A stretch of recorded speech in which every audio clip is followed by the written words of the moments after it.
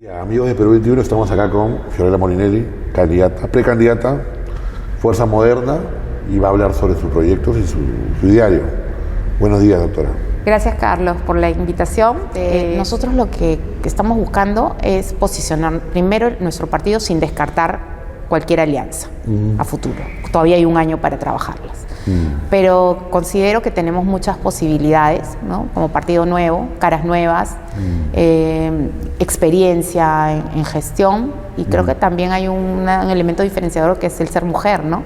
Vemos en América Latina, en el mundo entero, como los liderazgos femeninos están comenzando a tomar importancia. Kamala Harris ahorita acaba de asumir en reemplazo de Biden, Claudia Sheinbaum, Giorgia Meloni, Le Pen. Entonces, ahora, ¿no siente que Dina Boluarte ha golpeado un poco la imagen de la mujer como autoridad? Cuando pregunto eso en mis visitas, la gente no la reconoce como presidenta electa directamente, sino una presidenta electa dentro de una fórmula por sucesión. Pero reconocen a Keiko, pero, o sea, a dos mujeres, finalmente, ¿o no? A Keiko, o sea, o gobierna Keiko o gobierna Dina, ¿no? Un poco el lugar común que te dicen a veces. Como que gobierna Keiko, gobierna... O sea, digamos, pensando que lo que la gente dice en las calles, ¿no? Sí. No digo que sea verdad. Sí. Te dicen, ay, gobierna Keiko o gobierna Dina. O sea, ¿no siente que hay una carga contra el género para esto que viene? La campaña que viene. Yo creo que los tiempos han cambiado. Antes quizás sí, ahora no.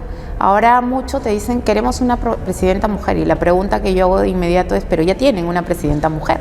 A eso me dicen, no, ella no ha sido elegida directamente por nosotros. Queremos nuestra primera presidenta electa directamente por el pueblo. No, ella no nos representa. ¿Usted cree que quiere una mujer en los términos de lo que quiere una mujer presidenta? ¿Y cuáles serían esos términos diferenciadores?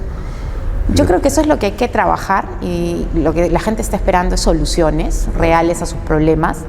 Creo que ya han comenzado a reconocer el tema del populismo y de los discursos agresivos, tanto de derecha como de izquierda. O sea, tanto la izquierda como la derecha han mostrado discursos extremistas, ¿no? Que no nos han llevado a nada. Y lo que la gente dice es, después de todos esos discursos, con eso yo no como, con eso yo no vivo, necesito mi hospital, necesito mi escuela, necesito mi carretera. En la salud va a ser un caballo de batalla para usted, supongo. Tenemos por su posicionamiento, digo, por el sí, salud. Y nuestros equipos o sea, el partido se ha sostenido fundamentalmente sobre los equipos de salud. A usted le piden candidatear los equipos de salud, me entiendo, ¿no? Los gremios. Claro, lo que me dicen ¿Algún gremio en particular? No, en realidad todos se han portado muy bien. Porque siempre hay uno que no le gusta, de repente, de Fiorella Molinelli, ¿no? Hemos trabajado súper bien con los equipos. En realidad yo nunca he tenido una huelga, si tú recuerdas, en los 4 años, una huelga sindical. Hemos convivido bien con todos los sindicatos, hay un buen trabajo en equipo, ¿no? Ahora, necesariamente es algo malo tener una huelga, porque a veces también se pasa la mano, ¿no? Las huelgas, digamos, el secreto en las huelgas es dialogar. Si tú abres los espacios de diálogo, entiendes qué es viable y qué no, y les pones sobre la mesa los temas viables y ven que hay buena voluntad. ¿Son complicados los médicos?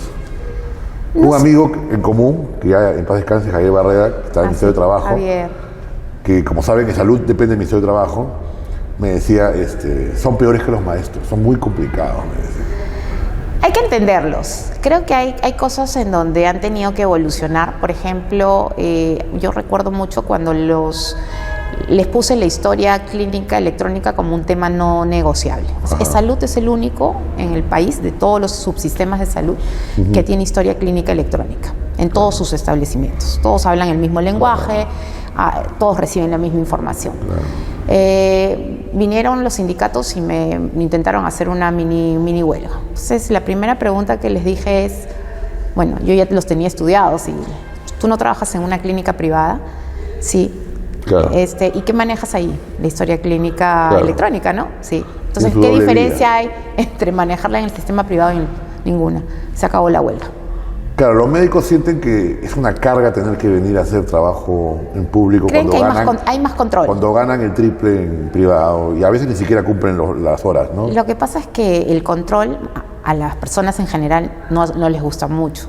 Entonces, el hecho de que los médicos tuvieran la posibilidad de no marcar les daba mucha libertad. Entonces, con la historia clínica electrónica, tú de alguna manera dabas un mensaje. No te voy a cambiar la regla de no marcar, pero sí voy a ver tu productividad. Porque en la historia clínica electrónica te arrojaba, por ejemplo, un médico tenía que hacer, un médico normal, medicina interna, 20 citas diarias. ¿Qué pasaba si prendía su computadora a las 8 y la apagaba a las 10? Y solo te producía 6 citas. Claro. No había cumplido. Que pasaba mucho, parece, ¿no? Que pasaba. Entonces, esa es la parte que no les gustaba. Incluso recuerdo visitas inopinadas que iban a la clínica y al lugar y no encontraban al doctor, el doctor estaba en otro lado. Con la historia clínica tú puedes saber, ¿no?, quién se escapa. Se escapa todo el tiempo. Sí. Tienes un manejo de la gestión. Claro. ¿Qué médicos son los que cumplen? ¿Qué médicos son los que dilatan? ¿No? Ya que la salud parece ser su tema, uno de sus caballos de batalla, ¿cómo solucionar? Yo sé que es una pregunta complicada, resumirla, pero ¿cuáles son los grandes temas de la salud aquí? A ver, en primer lugar, cerrar la brecha de infraestructura, que hoy está calculada en 70.000 millones de soles. Es bastante, ¿no? Y en el caso de salud, concretamente, nosotros hicimos un estudio para determinar eso en cristiano, ¿qué significa? ¿Cuántos establecimientos de primer nivel de atención nos faltaban, policlínicos? Eran como 350. ¿Cuántos hospitales de mediana complejidad nos faltaban? Habían 80, nos faltaban 40 para llegar a cerrar la brecha.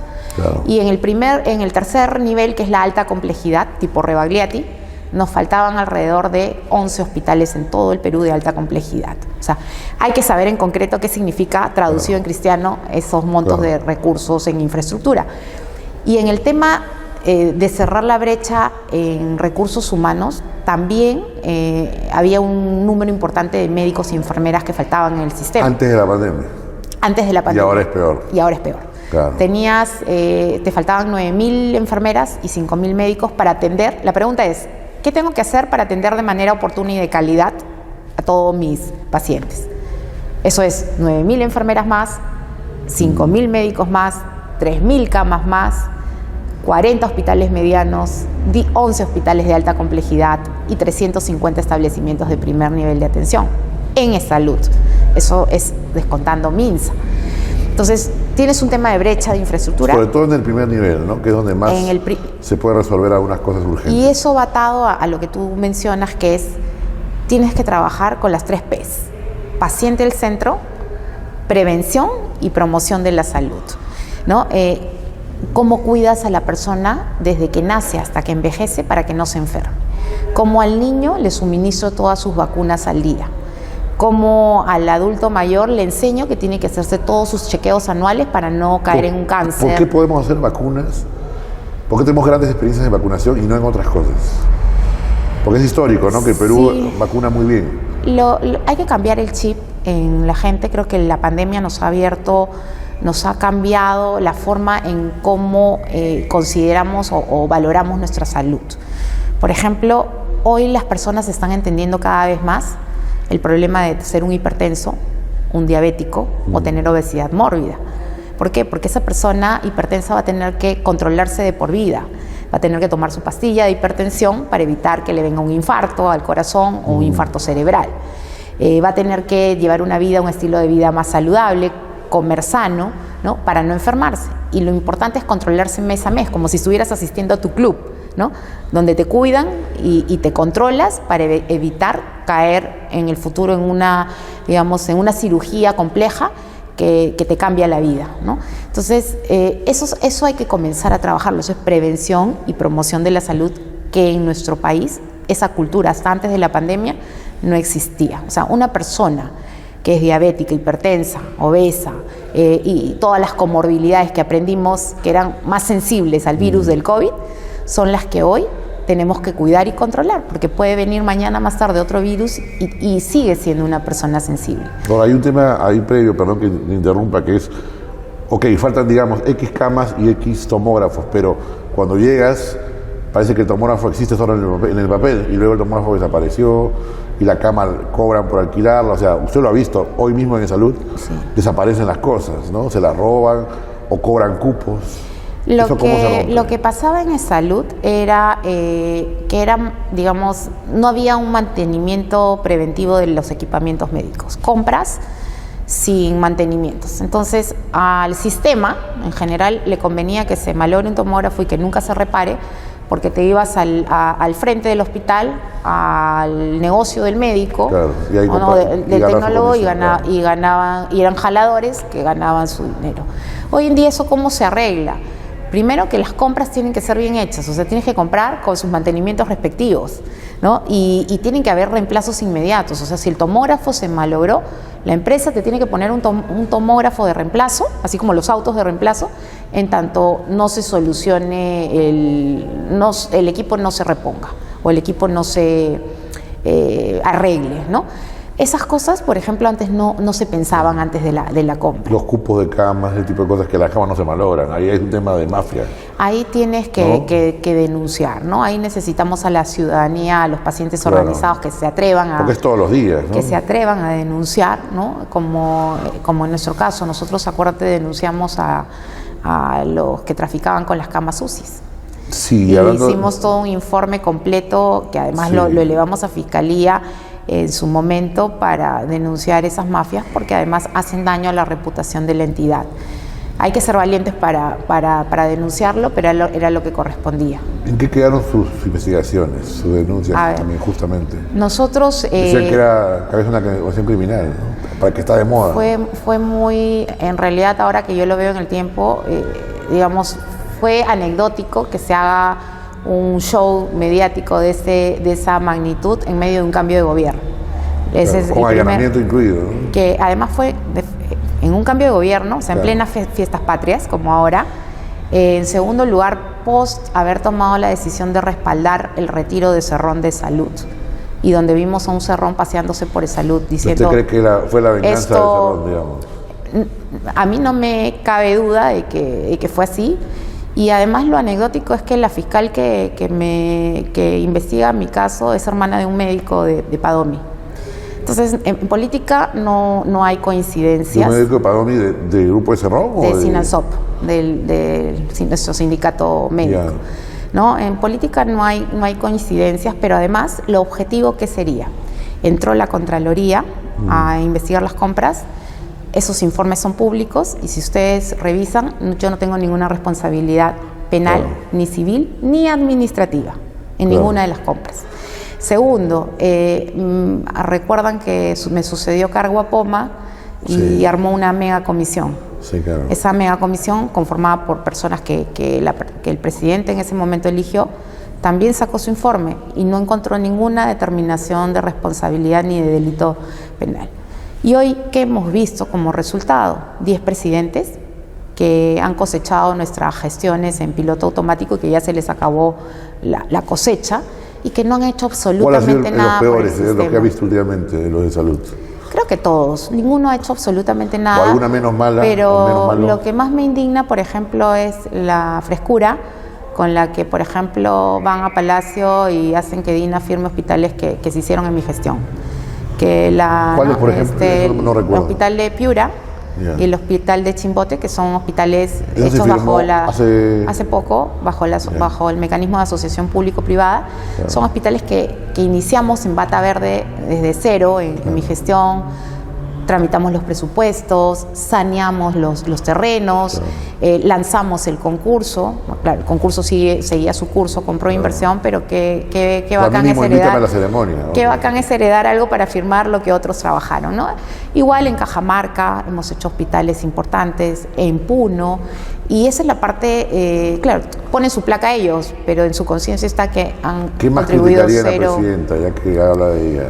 Yo creo que es una presidenta que va a pasar para la historia como una presidenta rodeada de frivolidad, donde la vamos a recordar por los Rolex, por sus cirugías, por sus desbalances patrimoniales. Va a ser una presidenta que va a terminar siendo odiada por la izquierda y bajo el desinterés de la derecha, que ya no la necesitará más para sobrevivir, ¿no? Creo que nos ha dejado mal a las mujeres y por eso yo insisto en que debe ser una mujer la que corrija toda esa imagen que hoy en día vemos en nuestro país. Reina la inoperancia, reina, digamos, vemos como, por ejemplo, en el sistema de salud, ¿no? Cómo están los hospitales del MINSA, el Loaiza, le quitan la placa a un laboratorio y la vuelven a poner y encima no funciona bien. ¿Cuándo hemos visto que haya inaugurado un hospital? Ahora, hablando de inaugurar hospitales, Martí Vizcarra anunció los hospitales, ¿no? Y nunca salieron. ¿Qué pasó ahí, sabe? Bueno, me imagino que los del MINSA los habrá anunciado, porque nuestros hospitales en la gestión sí los hemos trabajado, han salido, está, como te digo, la evidencia concreta es Piura, Chimbote, hemos trabajado el hospital en Cajamarca, el de Chota, el de Cutervo, en Puno se está terminando un hospital muy bonito, que está muy avanzado. Son zonas además donde, si tú recuerdas, había mucha ausencia del Estado, o sea, el Estado estuvo ausente y una de las cosas que yo primero dije es, ¿qué puedo hacer desde mi posición para cambiar esa imagen de Estado ausente? Y mis primeras visitas fueron justamente a las zonas donde había mayor convulsión social. Claro. Y efectivamente encontrabas hospitales olvidados. Cambiamos todo el plan de inversiones y comenzamos a sacar adelante los proyectos de inversión, los expedientes técnicos que hoy están dando sus frutos y que yo espero poderlos inaugurar en el 2026, porque son hospitales que además hemos trabajado con mucho esfuerzo. Como presidenta. Espero que como gobierno y un gobierno de fuerza moderna, porque todavía estamos, la precandidata natural estamos sometidos a la democracia interna. Este no es un partido donde decidimos entre padre e hija. Este es un partido en donde tenemos que someternos a la democracia interna. Está mi precandidatura, si quieres verlo así. ¿Y quién podría estar en su plancha? Bueno, tenemos ahí varias opciones que todavía estamos manejando. Claro. Probablemente alguna de las personas sea una médico mujer. Queremos cuadros femeninos y una ahí plancha estamos, femenina, interesante. Es una opción que estamos tratando de evaluar. Una médico mujer. ¿Quién será? Suena que no hay muchas tampoco conocidas. Es un partido donde estamos combinando nuevos liderazgos, que es lo que la gente nos pide en todo el Perú, ¿no? Nos piden, queremos gente nueva, caras nuevas, pero sobre todo, como te mencionaba, en nuestros equipos fueron personas con mucha vocación de servicio, capaces de poner su vida por delante de los intereses particulares, pensando en el bien común en el país. O sea, ya eso tiene un valor de por sí importante, ¿no? Y es gente que dicen, bueno, hemos pasado cosas difíciles juntos, hemos estado frente a una tercera guerra mundial, el COVID fue prácticamente una guerra para todos los países del mundo entero, hemos sacrificado nuestra vida en la ¿Alguna autocrítica del tema COVID? Creo que en el caso de, viendo el sistema de salud en general, creo que el equipo de salud puso su mayor esfuerzo. O sea, yo siempre digo, evalúen en salud y evalúen la gestión del MINSA, ¿no? Cada uno tiene que responder por su... aparte, claro. ¿no? En el caso de salud, sí puedo decir con seguridad que aportamos casi el 60% de camas UCI al sistema, siendo responsables solamente del 30% de la población, ¿no? Pusimos 11.000 camas hospitalarias en todo el Perú, desplegamos los hospitales blancos que fueron muy importantes, llegamos hasta zonas difíciles de llegar por vía aérea como Loreto. Ahora, no solo de salud, usted quiere ser o puede ser presidenta. ¿Qué otras medidas sociales o de repente se pudieron corregir? Porque salimos el peor que manejó el COVID, ¿no? Tuvimos más muertos que nadie, probablemente. Fue un momento muy doloroso, porque lo que siempre yo menciono es, una vida es una vida. Claro. Más allá de una, dos, tres, no, una vida es una vida. Y uno siempre tiene que trabajar y hacer el último esfuerzo por salvar, así sea una sola vida, ¿no? Acá no es nosotros matamos menos, se murió, no.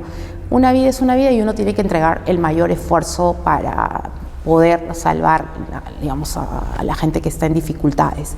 En el caso de salud, se hicieron cosas muy buenas que ya la gente no recuerda. La Villa Panamericana estuvo en 10 días y eso fue, he visto que otros se lo atribuyen, pero el decreto supremo, el decreto de urgencia dice, le entregamos a salud el tema del manejo de la Villa Panamericana y en 10 días, 15 días, Fiorella Molinelli con su equipo cumplió con su promesa de tener, además, lo que había atrás eran 12 protocolos muy bien organizados, desde los flujos de entrada de los médicos, las enfermeras, el personal de la salud, de los pacientes, el manejo de residuos sólidos, la alimentación, porque cada torre era un avión de 450 pasajeros, o sea, la logística era impresionante y se trabajó de manera muy rápida y responsable para poder salvar la vida de muchos peruanos, que más o menos hasta donde recuerdo se salvó la vida de 120.000 peruanos en esa Villa Panamericana. Y ese ejemplo lo replicamos luego en la Villa Mongrut, que también fue una villa ubicada por el Parque de las Leyendas que sirvió para atender todo Lima Centro, el Callao, con 800 camas importantes, y lo repetimos ese esfuerzo en todo el Perú con los hospitales. Al comienzo le preguntaba, porque por ahí me comentaron que hay mucha gente importante o políticos que le deben muchos favores a partir de la pandemia. ¿Siente así usted? No. Yo nunca he discriminado, como te vuelvo a repetir, yo nunca he discriminado en favor de una persona o esperando que me devuelvan, digamos, el agradecimiento. Como te comentaba al inicio de la entrevista, claro, a mí me motivaba mucho cuando entraba a mis redes sociales y alguien, una persona anónima, no conocida, la gente se pasaba la voz, me pedía ayuda, y mis equipos pueden dar fe le tomaba la captura del pantallazo y ese pedido de auxilio la ponía rápidamente dentro de los chats grupales para poder salvar la vida de esa persona. Fue la única funcionaria a ese nivel que duró 5 años, ¿no?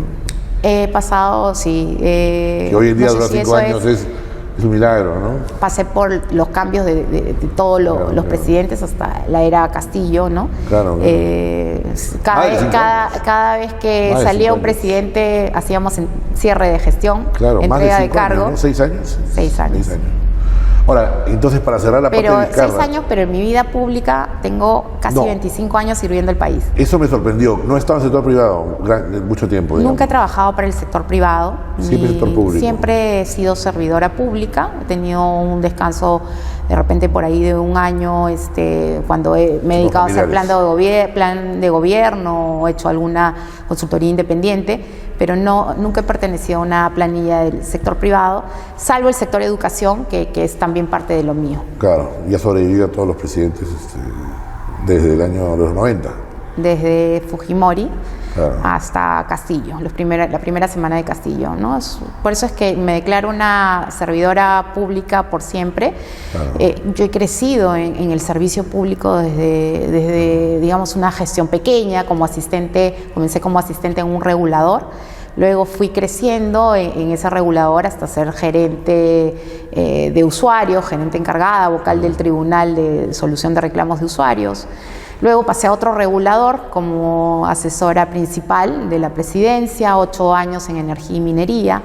Después pasé al INDECOP y fui la primera presidenta fundadora de la Autoridad Nacional de Protección al Consumidor. Sacamos el libro de reclamaciones en nuestra época. Luego pasé al Ministerio de Economía y Finanzas, al equipo de Destrabe la Inversión, ¿no? La idea era cómo gatillábamos los grandes proyectos para generar empleo en nuestra economía. Y ya luego pasé a la parte política, que es ya la parte, como yo digo, de donde comienzan los problemas, ¿no? Claro. Hasta ese entonces nunca tuve... Gilbert lo lleva, ¿no? Nunca tuve ningún problema ni en la vía... nunca tuve ningún problema en la parte, digamos, administrativa, claro, penal, porque el trabajo en la parte técnica es mucho más, digamos, más limpia, ¿no? En la parte política ya comienzas a enfrentarte a otros poderes. Llego respondiendo a tu pregunta, ¿no? Sí. Llego al proyecto de PPK por Gilbert, claro, Violeta, que fue mi alumno en la universidad, en la maestría de la Católica. Y ¿de gerencia social? Era profesora de economía pública, y me pidió que asuma, digamos, la coordinación del plan de gobierno en el proyecto de Pedro Pablo, ¿no? ¿Y ahora se lo ha jalado usted para el partido? Bueno, somos personas que hemos trabajado juntas, digamos, claro, bajo un compromiso, un ideal común, y creo que es el momento de retomar las cosas que han quedado incompletas. Hicimos el mejor plan de gobierno, además reconocido por la sociedad civil, esto es un dato objetivo. ¿Qué otros jales tiene? Perdón que interrumpa. Bueno, que se puedan contar, porque yo sé que va a guardar sus cartas, ¿no? Sí, estamos todavía evaluando ahí, digamos, el momento de anunciarlos, pero tenemos gente que además ha sido muy interesante, por ejemplo, Raúl Díez-Canseco Hartinger, hijo de... Se lo jaló a la lámpara, ¿no? Se lo llevó usted. Bueno, y esperemos que con eso también vengan los que quieren honrar de verdad la trayectoria política de Fernando Belaúnde Terry, claro, ¿no? Creo que es un espacio de modernidad. Nuestro partido Fuerza Moderna es un espacio de modernidad, pero sobre todo queremos cuadros con convicción, con vocación de servicio al país, con ganas de trabajar, digamos, convocando a cuadros que tengan experiencia, ¿no? en la gestión pública, que sean, en el caso de Raúl, creo que viene de una estirpe política importante y que puede aportar también mucho al partido, es un empresario exitoso. ¿Algún otro nombre así que se pueda...? Ya te voy a adelantar uno más, también está Rocío Andrade, la hija de Alberto Andrade. Ah, caramba, todas las estirpes. Entonces, como verás, están viniendo de Somos Perú, de Acción Popular, y seguimos convocando cuadros interesantes para sumar al partido, porque lo que se trata es ser un partido donde convoquemos lo mejor de todas las sangres, donde encontremos esos espacios de comunicación, que es lo que yo siempre he tratado, lo que tú me dices, lo de la percepción de repente de que al final le puedes caer bien a muchos líderes de ambos lados, ¿no? De izquierda o de derecha, pero yo creo que la bandera que uno no tiene miedo de la polarización, digamos. Lo que uno tiene que aprender es a encontrar los intereses comunes, el bien común, y trabajar, digamos, rescatar lo mejor de ambos lados, ¿no? Yo creo que tanto la derecha como la izquierda ha demostrado que en ambos lados existe inoperancia, existe incapacidad, existe agresividad, también hemos visto discursos agresivos, discursos odiadores, y ninguno ha sumado al país. Lo que yo quisiera es levantar la agenda del Perú por encima de estas ideologías que nos han distraído durante 6 años y que no nos han permitido avanzar como país. Hay que encontrar los puntos de conciliación, de la búsqueda del bien común, del interés común, y caminar sobre esa marcha, y creo que muestra de ello es abrir las puertas del partido a cuadros que tengan ganas de sumarse y trabajar por ese ideal común. Para ir redondeando, doctora, ¿no descarta alianzas en general? ¿Ha tenido reuniones? Entiendo que se ha juntado con algunos desde Añaños hasta, no sé si Sillonis, pero me han contado algunos nombres. He conversado con las personas que tú has mencionado y con otros líderes políticos, porque creo que es importante poner la agenda Perú por encima de cualquier interés particular. O sea, mi precandidatura, y digo precandidatura porque nos sometemos a la democracia interna, nunca va a estar por encima del interés del país. Si tenemos que trabajar alianzas en el futuro, vamos a seguir en esa mística de ver qué es lo mejor para el Perú, y creo que dialogar es justamente explorar cuáles son los puntos de encuentro y de coincidencias que podemos tener en los proyectos políticos. De repente con sus ex presidentes Sagasti o Vizcarra, que ahora están en las encuestas. Tuve varios exa, porque si contamos Fujimori, Toledo, Alan García. Pero no sé si con Fujimori papá querrá aliarse. ¿Lo ve más complicado o no? Yo creo que hay discursos inconsistentes en nuestro país, porque hablamos de darle estabilidad a nuestro país, pero yo creo que poniendo la candidatura de una persona con salud resquebrajada, de 85 años de edad, donde además, de acuerdo a la opinión que han dado importantes constitucionalistas, el indulto humanitario no le restablece sus derechos políticos. Me parece que es más que nada un elemento distractivo, y pienso que es un elemento distractivo de Keiko Fujimori, por resarcir su imagen familiar frente al hermano y al padre en el manejo del indulto, ¿no? Me parece que estamos en un momento en donde tenemos que buscar buenos cuadros. El propio fujimorismo tiene buenos cuadros. Patricia Juárez es un buen cuadro, es una demócrata. Que va a la mesa, ¿no? Y creo que es una persona competente y con experiencia. Con Toledo no hubo mucha cercanía, me parece, ¿no? Sí. Bueno, he trabajado, como te vuelvo a repetir. Pero no con todos ha sido tan cercana, me parece, ¿no? No he tenido cercanía con Toledo, pero lo que sí recuerdo es que gracias a que él se iba a sus juergas, ¿no? Dejaba a sus ministros, que eran varios ministros, recuerdo, competentes. Se corría la voz que a PPK le habían ofrecido ser senador en alguna lista de estos candidatos para protegerlo y para también que trabaje un poco con su experiencia, ¿no? Con PPK siempre existe la cercanía respecto a el interés del Perú. Nosotros trabajamos muy de cerca el plan de gobierno con seriedad, sí. O sea, el país necesita retomar con seriedad el manejo económico, ¿no? O sea, tenemos que retomar la senda del crecimiento económico del 7%, pero con equidad y justicia social. Y eso estaba plasmado en nuestro partido. Con PPK conversamos mucho sobre retomar ese plan de gobierno, pero ya darle un enfoque mucho más de enfoque territorial, darle a las regiones concretamente qué proyectos necesita. Estamos visionando, por ejemplo, construir un plan para el sur, específico para el sur, y un plan para el norte, el plan Perú Sur, el plan Perú Norte. Ahora están haciendo uno. Con proyectos que puedan recobrar el interés de la ciudadanía y sentir que el Estado va a estar efectivamente al servicio de la gente. Ahora, políticamente, porque doctora, teníamos un gran plan con PPK, no lo vamos a negar, pero ¿cómo terminamos? ¿No? El año se interrumpió, entró Vizcarra. No, sí, el plan del agua, por ejemplo, era muy bueno, y al final quedó en nada, ¿no? Digamos que los planes al final, si no tienes fuerza política, se quedan en el escritorio, ¿no? Pero para eso necesitamos ver personas con capacidad de ejecución. Claro. La línea de pensamiento, la hoja de ruta, el plan de gobierno, se avanzó muchísimo y creo yo que todavía podemos mejorarlo. O sea, yo pienso que tenemos la posibilidad de trabajar un mejor plan de gobierno sobre lo que fue calificado en su momento como el mejor plan. Claro. Pero lo que necesitamos añadirle es la otra cara de la moneda, la gestión pública.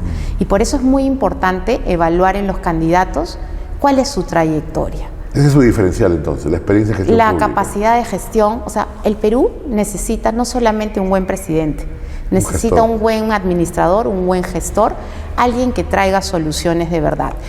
En mi caso, yo te puedo decir y te puedo listar mis 500 obras que hablan por mi capacidad de gestión. A lo largo de mis 20 y tantos años de servicio al país, yo no voy a venir a hablar con discursos agresivos, odiadores, de voy a fusilar, pena de muerte, porque de eso no come y no vive la gente. La gente lo que necesita y clama es: necesito mi hospital. Porque a veces el empresario privado se frustra un poco cuando pasa el gobierno, ¿no? Cuando pasa el sector público, ¿no? Yo tengo he visto a muchos exitosos empresarios privados dar el salto hacia el sector público. Y no le ha ido muy bien a algunos. Y les ha ido muy mal. No solamente no les ha ido bien, sino les ha ido muy mal. Y te explico por qué. Es muy sencillo. Primero, porque no están acostumbrados al escrutinio público. Vas a tener siempre la Contraloría, a la Fiscalía al frente. Entonces, cuando comienza el primer intento te abre un proceso penal, eso ya los ata de manos. Claro. Para el siguiente proyecto se van a demorar no un mes en sacarlo, sino se van a demorar 10 años, 3 años. Y entonces comienzan a dilatarse los tiempos, las tomas de decisiones. Ese es un primer. Cuando ves también que te vuelves en un personaje político expuesto políticamente del sistema financiero, PEP, ¿no? Eres un PEP. Entonces ya están chocando con tu finanza, ¿no? Y eso no solamente eres un PEP, no eres una persona política expuesta políticamente durante la gestión de tu gobierno, sino hasta 5 años después. Claro. Y dices, uy, como ya soy una persona marcada como... no hay préstamos, no hay nada. No hay préstamos, no eres un sujeto, digamos, de crédito en el sistema financiero. Y eso también les afecta sus líneas de negocio. Entonces, cuando ven que entras a todos, digamos, que van a enfrentar procesos penales por años, Cuando ven que la Contraloría te somete al escrutinio y te abre proceso, no acabas con un proceso y te abre otro. Pues si es que eres gestor, si es que haces obras, te van a caer tus procesos. Lo importante es para el gestor público tener ordenado todo, tus informes técnicos, tus informes legales. Y ahora un tema más que yo he añadido como un tema interesante, el compliance. ¿Qué es el compliance? Es armar una comisión dirigida por tu jefe de integridad y personas de alto nivel que cuiden y los controles de riesgos que deben haber al interior de la entidad para ver que todos los pasos normativos, todos los pasos jurídicos se han seguido estrictamente, cuidando justamente que se haga un uso eficiente de los recursos del Estado. Para ir cerrando, doctora, ya. ¿No descartó entonces la posible alianza con Vizcarra, que está impedido, pero que tiene un buen bolsón de votos según encuestas? Yo creo que yo no creo mucho en estos momentos en las encuestas, porque el que tengas un porcentaje muy pequeñito no significa nada. Estamos a 20 meses de las elecciones y hay que trabajar muchísimo. En el Perú ya hemos aprendido que nada está dicho hasta los 2 últimos meses, hasta el último mes. Hay mucho por trabajar. Pienso que todavía tenemos un gran potencial por desarrollar dentro de nuestro propio partido y más adelante evaluaremos qué es lo mejor para el Perú y las alianzas no estarán descartadas en mérito a que sean, digamos, que respetemos una agenda de trabajo coherente con nuestros idearios. Ya, pero le pregunto específicamente por él porque me comentaron que había una volada de un acercamiento ahí. Como él tiene este impedimento... No me he reunido con él, no lo he visto, tampoco hemos conversado de posibles alianzas. Sí he conversado con otros representantes de partidos políticos, como Sillonis, hemos en algún momento con Avanza País, también he conversado en algún momento con Añaños, y hemos tenido cercanía a algunos partidos afines, pero todavía estamos es muy pronta el momento para tomar una decisión. Creo que hay que hacer algunos cambios en el sistema electoral, todavía estamos a tiempo porque el sistema electoral castiga las alianzas. Claro. La cancelación del partido está sujeta a una valla donde se suman un punto porcentual más lo que añade cada partido que se va sumando. Y eso expone a que luego pueda cancelarse tu inscripción. Entonces hay cambios necesarios que hay que evaluar en el camino y estamos trabajando para poner por encima de nuestros intereses personales los intereses del país. Para cerrar, lo primero que haría si tuviera que poder poner una agenda inmediatamente de gobierno, ¿no? Nosotros más urgente, 100 días, digamos. Trabajando 4 ejes importantes: salud, revolución social en el tema educativo, reactivación económica y seguridad ciudadana, ¿no? Esos son nuestros 4 ejes fundamentales. En el tema de seguridad ciudadana, que muy poca gente habla en concreto, yo creo que tiene que ser un enfoque integral, donde no solamente discutamos tener más policías en las calles, mejor equipados, mejor capacitados, es importante, pero no es lo único. Hay que trabajar la prevención del delito. Y cuando hablamos de prevención del delito, tenemos que ver que hoy en día existen 1.500.000 jóvenes entre 15 y 29 años que no estudian ni trabajan y que esas personas son más susceptibles de caer en el crimen, en la delincuencia, y para ellos tenemos que tener un programa especial de trabajo juvenil y de capacitación, ¿no? Eso es un tema para nosotros fundamental en la lucha contra la inseguridad ciudadana, pero también va de la mano con una justicia eficaz, efectiva. ¿De qué nos sirve que los policías atrapen si la Fiscalía y el Poder Judicial no actúan? Bueno, la DIVIAC estuvo detrás de suyo una época, ¿no? Déjame decirte que la Fiscalía parece tener 2 caras, porque la Fiscalía es rápida para allanar, meter prisiones preventivas a los políticos, pero cuando se tratan de los niños aguajún, de los violadores de niños aguajún, cuando se trata del crimen y la delincuencia organizada, los extorsionadores, tenemos una policía que de repente atrapa, pero una fiscalía que no reacciona y un poder judicial que no responde. Entonces son 2 caras de una misma moneda que nos están dando un mensaje contradictorio a la población. Solamente para terminar el tema de seguridad ciudadana, en donde pocas veces me han permitido entrar, hemos hablado de prevención del delito, más policías capacitados, bien equipados, justicia efectiva, eficaz, trabajar el tema de recuperar los espacios públicos, ¿no? Hoy en día necesitamos espacios donde prime la cultura, prime el espacio donde podamos vivir en paz y en tranquilidad con nuestra sociedad.